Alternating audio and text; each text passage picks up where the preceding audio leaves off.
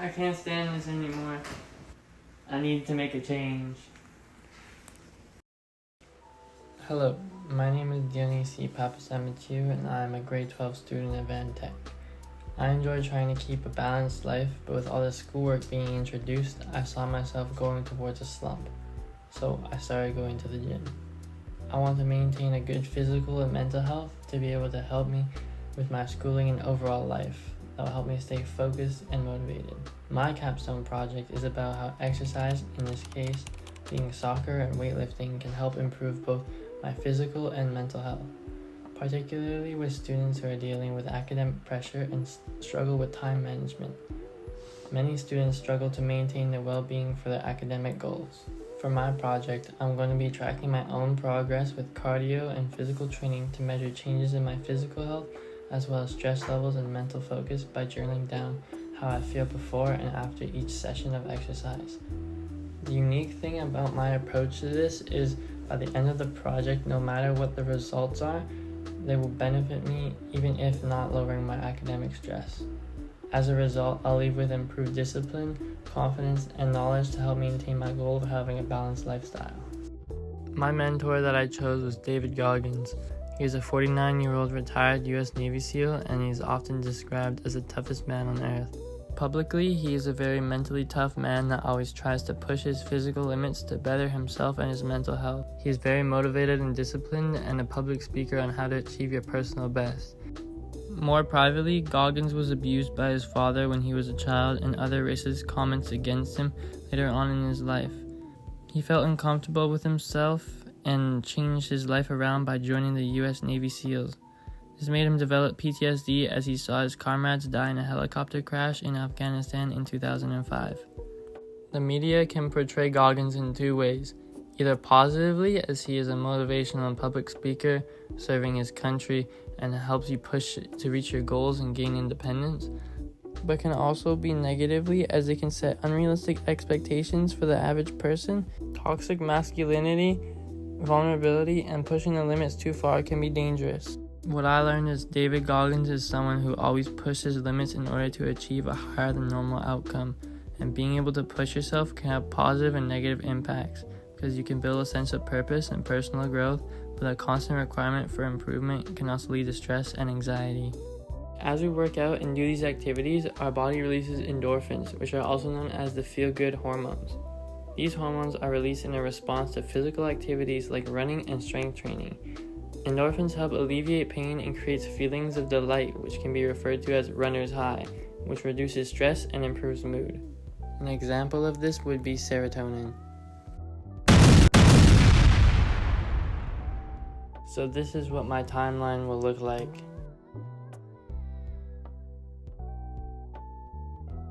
The first week was the major week, as this was where I was able to track how I would be executing my project by deciding where I'd want to be financially, as I had to include the pricing for the membership and how much money I would need to put into a bus pass. After using my bus pass, I put $40 into the card, as that would be a sufficient amount for me to be able to go to and from the gym as I needed. Additionally, I also paid for the membership, which came to $24.15, making my grand total for this to be $64.15. The following weeks, I'll be following the plan that I made that will target different muscle groups on different days. During the weeks, I'll be going to the gym on Sunday, Tuesday, and Fridays, while leaving Thursdays and Saturdays for soccer, leaving 2 break days on Mondays and Wednesdays. The location that I picked was Hastings Community Center, which was close by and only required 1 or 2 buses. I could either take the route closest from my house, where I go up Nanaimo and then down Hastings, or if I go from Tech, I could go straight to the 16 bus all the way up and walk. Likewise, when I go practice on Thursdays, the practices are held at U Hill Secondary School in UBC. And on Saturdays, the spots are varied, so it could be in UBC, North Vancouver, or some places far like Delta or Abbotsford, which really sucks when you go all the way out there to lose in the pouring rain. Yes! Yes! Yes! Yes! Yes! Yes! Skills that I learned through this capstone, like I said before, definitely at the start was learning how I want to spend my money for traveling and a membership, but also throughout the project it is a learning process and takes patience to be able to see results. So I kept myself motivated by staying focused on my goal of improvement and doing all my workouts with confidence. Also, communication and being open with feedback. Although I mostly was doing this project solo, I went with friends a few times just to make the process more enjoyable. And the time I spent with them helped me as I listened to their advice and corrected my form, which should in theory help build muscle and make myself feel better. An example of this would be side lateral raises with dumbbells, as doing the exercise with improper form can lead to pulling a muscle or worse. As you can see in the video, the correct form is to have your upper body bend over a bit and to bend your knees a little bit. Also, then you want to lift up the weights with your arms bent around a 45-degree angle without raising your shoulders. Here is an example of an improper form. As you can see, I'm standing straight up and have my arms open fully outward with no bend, and my shoulders are shrugging upwards. The shrugging is trying to compensate for the weight that you are unable to lift, which then includes shoulders in that workout, which is not our main target. Personally, doing this improperly led to pain in my shoulder blade from the tension it put in my back. I'm 2 days into college and I am 3 lectures behind.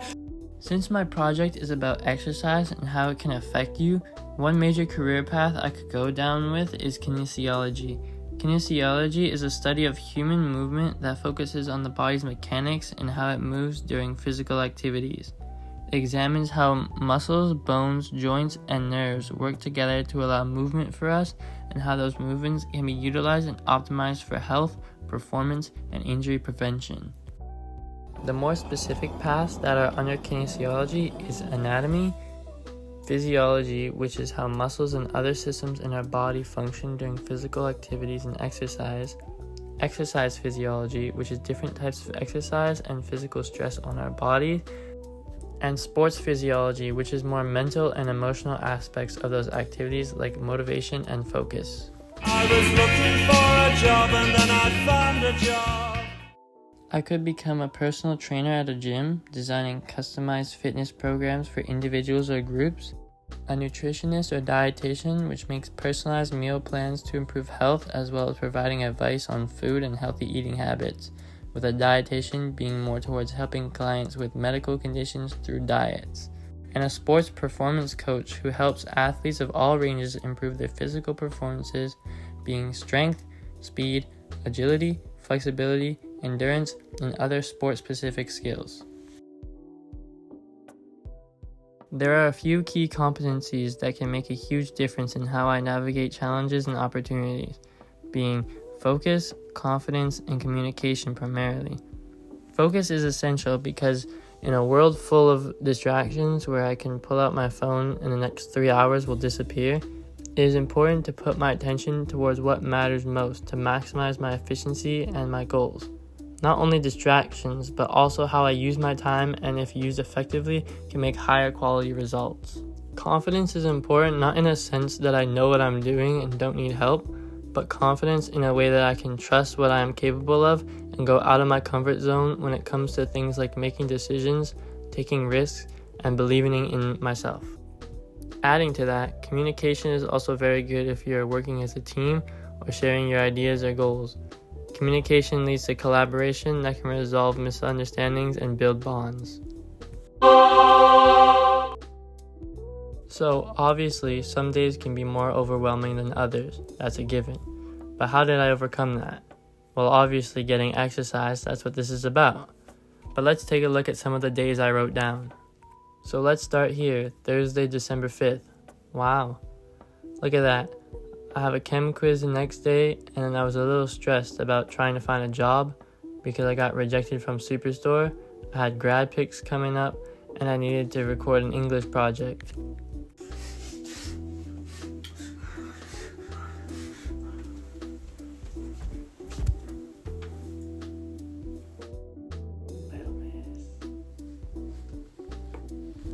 As you can see, the stress here was very high, but then I went to soccer, and after I realized, not having a job isn't even that important right now. I should just focus on my studies, and when I have free time, look for something. Don't even worry about it. And my stress was not as high because I had something to get my mind off of it all. Clearly here on December 11th, I wasn't very stressed because I wrote nothing. December 21st, first day of winter break. I didn't have any soccer because of a little break they gave us, so I went to the gym. Here I had a very high 9 out of 10 level stress. I added a workout to legs, but for some reason I was overwhelmed about winter break. Maybe I wasn't hanging around my friends that much, so I felt distant, like we lost a connection. Maybe I was unhappy in some of my other relationships. There was this unneeded stress for making the wintertime perfect for no reason. The only thing that lowered my stress after the gym was that I didn't have any homework to do for the next day, so I could clear my mind properly. She know what she wanted.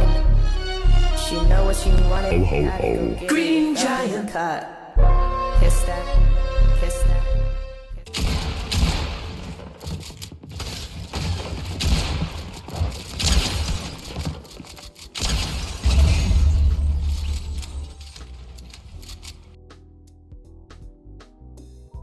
In conclusion, my capstone has helped me in many ways that I can take with me throughout my life, either in the near future with post-secondary or just general management and balance of my life.